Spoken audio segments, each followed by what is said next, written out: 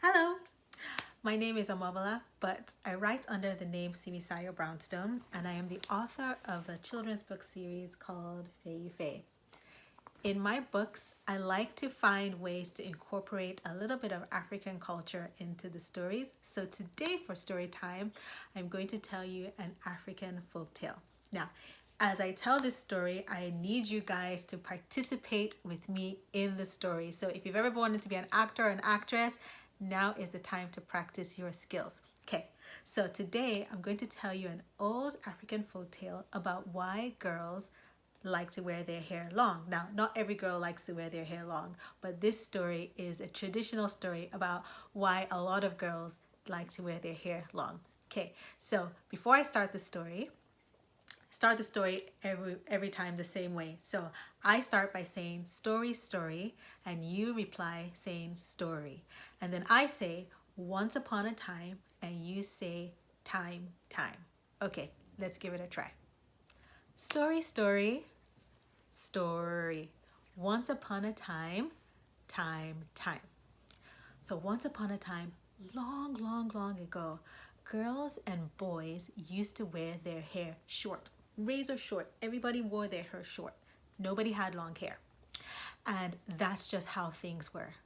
So one day there was a girl and her name was Bissy, and she lived in a village, and in the village they cooked their meals on big pots with firewood burning underneath. And so she was cooking me a dinner for her son. And so she was cooking. So can I see you stirring the pot like you're cooking? Like you're cooking? She stirred and stirred and stirred. And she realized as she was cooking that she ran out of firewood. Oh no, she says. Everybody, can you say, oh no? Oh no. And so she decided that she needed to get more firewood to finish cooking so her son could eat. Her baby was so hungry. And so she decided to go into the forest, and she was walking. So let's pretend like we're walking. We're walking into the forest. She gets into the forest, and she's so tired, it's evening time. She sees a big tree. Now, the rule of the village was you must never cut firewood from this specific tree. But do you know what Bissy did? She was so tired, she decided to cut firewood from this tree. Okay, so she went chop. Now let's pretend like we're chopping. Can you chop with me? Okay. Chop, chop, chop. She chopped the wood, she gathered the wood, she took it home, she cooked her meal, and her son was happy because he'd eaten and everything went well. They went to bed and life was good.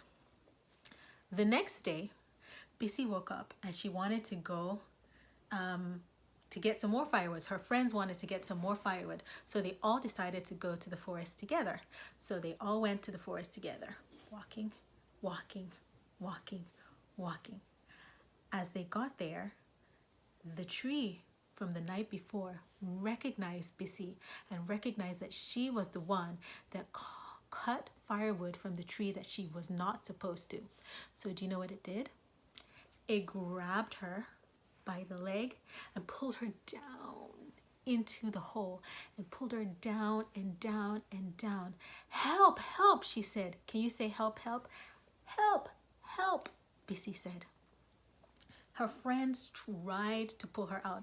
They grabbed her by the arm and pulled. Can you pretend like you're pulling? Pull. And she pulled and she pulled. It didn't work. The tree kept pulling her down and pulling her down. They pulled her, they tried to pull her by the elbows. They tried to pull her by the shoulders and nothing worked. And so in their last bit of hope, they grabbed the little hair that was on her head and they pulled and they pulled and they pulled. And as they were pulling, her hair started to get longer and longer and longer. And they pulled and pulled and pulled and pop, out she came of the hole. But now she was out of the hole. She had all this long hair on her head, and it looked so ridiculous to all the other people. They laughed at her. They pointed and said, ha ha ha, you have long hair. Can you point with me and say ha ha ha? Ha ha ha. They all said, you have long hair. She went back home and everybody was laughing at her because she had long hair. She was the only girl in the entire village that had this long hair. And so Bissy was sad. Can I see your sad face? She was sad. And this went on for a little while until one day Bissy decided, you know what? No more. No more, she says. Can you say no more? No more. She sat up. She put a little bow in her hair, a little ribbon. She braided it and she walked around in her most confident walk. Walk, walk, walk. Can I see your most confident pose? Walking, walking, walking. And she walked around confident and she decided, you know what? I'm going to embrace this hair just the way it is. And the other girls looked at her and thought, wow, I like this long hair that Bissy has. And do you know what they did? They said, we want long hair just like Bissy. So one by one, they went back into the forest and each one of the girls jumped into the hole, and one by one their friends pulled them out by the hair. And so one friend jumped in, they pulled and pulled and pulled, and pop, she came out, she had long hair. The other girl jumped in and they pulled and pulled and pulled, pop, she had long hair. And all the girls in the village jumped into the hole and they got their hair pulled and their hair grew longer. And that is the reason why today girls wear their hair longer than boys. At least that's the way the African folktale story goes. So I hope you enjoyed this story, and I hope you learned something important about the story too. Be yourself no matter what. Love who you are, and when your confidence shines, other people will see it and be attracted to that just the way you are. I hope you enjoyed the story. Thank you. Until next time. Goodbye.